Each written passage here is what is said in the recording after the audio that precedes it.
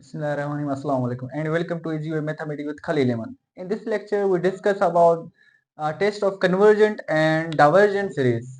So first we discuss what is meant by convergent series and how to test of convergent series. Then we discuss about how to test of divergent series.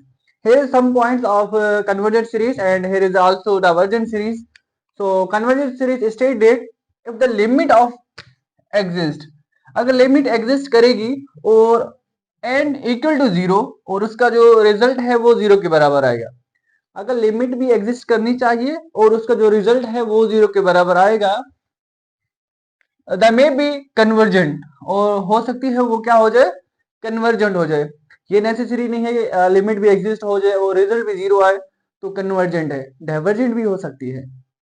और इसके बाद इसका जो result है limit exist करने के बाद जो रिजल्ट है वो फाइनाइट आ जाता है.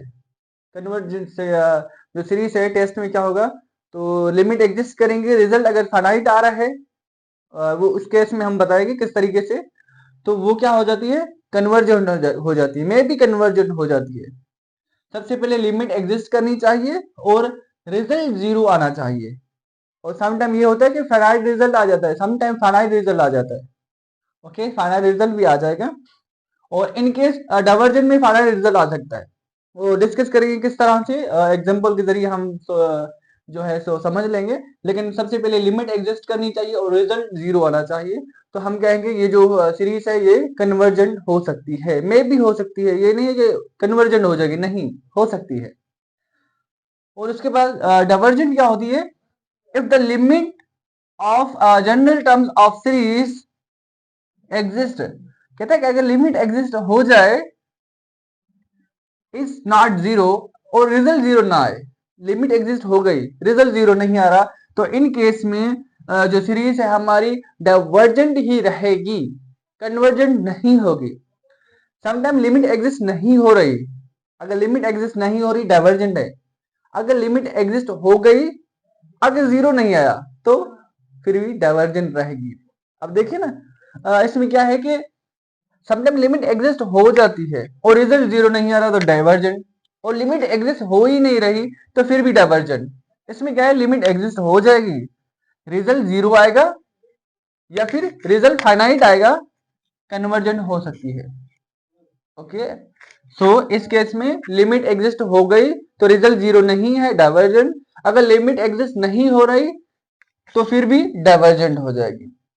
ओके, आई होप कि ये चीज समझ आ गई होगी. कन्वर्जेंट और डाइवर्जेंट की जो टेस्ट करेंगे तो रिजल्ट क्या आना चाहिए, रिजल्ट जीरो आना चाहिए, लिमिट एग्जिस्ट है तो कन्वर्जेंट हो सकती है. अगर लिमिट एग्जिस्ट नहीं कर रही तो डाइवर्जेंट, अगर लिमिट एग्जिस्ट हो गई रिजल्ट जीरो नहीं आ रहा फिर भी डाइवर्जेंट हो जाएगा. तो इसको एग्जांपल के जरिए समझते हैं कि how to check out, how to test the divergent and convergent series. Here we take some examples. Here are three examples. Number one is n upon n plus 1. Number two, n upon n. Number three, here is the 1 upon n and here is the 1 upon 2 power n. तो इसको देखते हैं किस तरीके से कौन सी divergent होगी और कौन सी जो है कन्वर्जेंट होगी with the help of limit. Okay, limit always take infinite. So first we take here is example is dead summation n is equal to 1 upon infinite. So here is a n upon n plus 1. अगर यहाँ पर हम limit जो है infinite लेंगे, limit n approach to infinite, so here is n upon n plus 1 हो गया. अगर इसको डायरेक्टली इन्फिनाइट पुट करेंगे तो ये हो जाएगा, if you directly put infinite upon infinite plus 1, तो ये डायरेक्टली हमें ये बता रहा है कि ये भाई डाइवर्जेंट है. अगर सिंप्लीफाई करते हैं चेक करने के लिए तो किस तरीके से होगा, अगर डायरेक्टली पुट करेंगे तो ये क्या होगा, इन्फिनाइट अपॉन इन्फिनाइट प्लस 1, जाहिर है इन्फिनाइट की तरफ जा रहा है ना तो इन्फिनाइट हो जाएगा. तो क्या कहा, क्या कहा था कि अगर लिमिट एग्जिस्ट नहीं हो रही या इन्फिनाइट रिजल्ट आ रहा है तो क्या होगा, डाइवर्जेंट हो जाएगा. तो ये डाइवर्जेंट डायरेक्टली बता रहा है. तो अगर सिंप्लीफाई करके बताएं तो ये होगा n upon the limit n into n approach to infinite.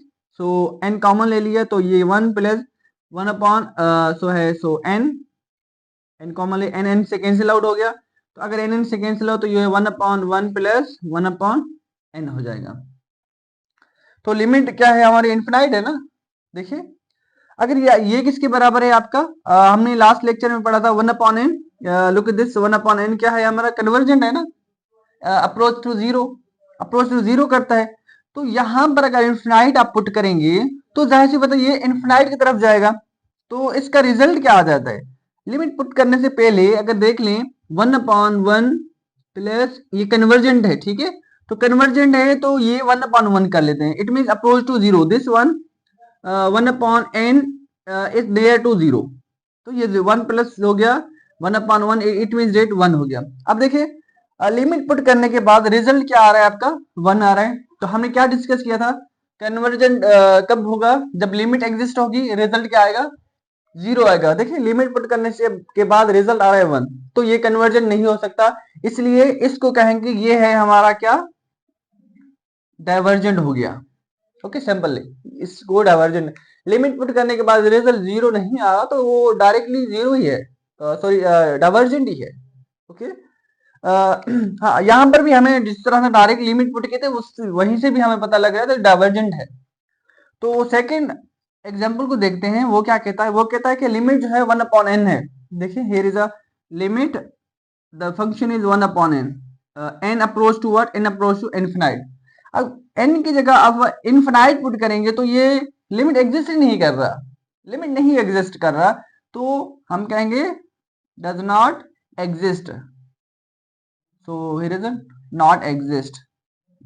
अगर एग्जिस्ट ही नहीं कर रहा लिमिट को तो क्या हो जाता है, फिर वो फिर भी डाइवर्जेंट हो जाता है ना, it means that this is our divergent. Okay क्योंकि लिमिट एग्जिस्ट नहीं हो रही। और नंबर थर्ड है कि limit 1/2n, so here is n approach to what, n approach to infinite। अब इन केस अगर डायरेक्टली आप यहाँ पर इन्फिनाइट पुट करेंगे तो रिजल्ट इन्फिनाइट आ जाएगा। तो हमने डायरेक्टली नहीं, चेकआउट करना है ना, टेस्ट करना है। तो हम यहाँ पे इसको टेस्ट करेंगे, इसको कन्वर्ट करेंगे। देखें तो इसको मैं इस तरह से भी लिख सकता हूँ, n अप्रोच इन्फिनाइट, तो 1/2 पावर होल n, ये होल पावर n मैंने लगा दी। अगर होल पावर n यहाँ पर लगाएंगे, अब यहाँ पर देखिए 1/2 होल पावर n, तो ये ज्योमेट्रिक सीरीज बन रही है।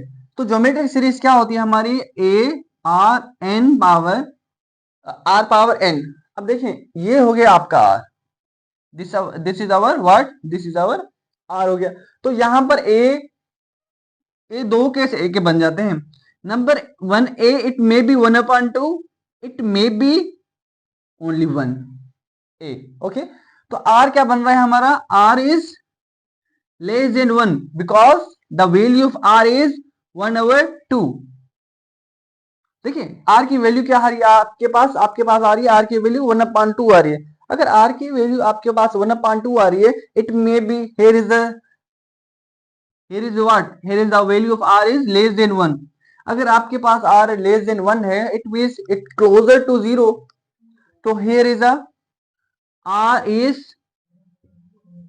close to 0 हो रहा है ना।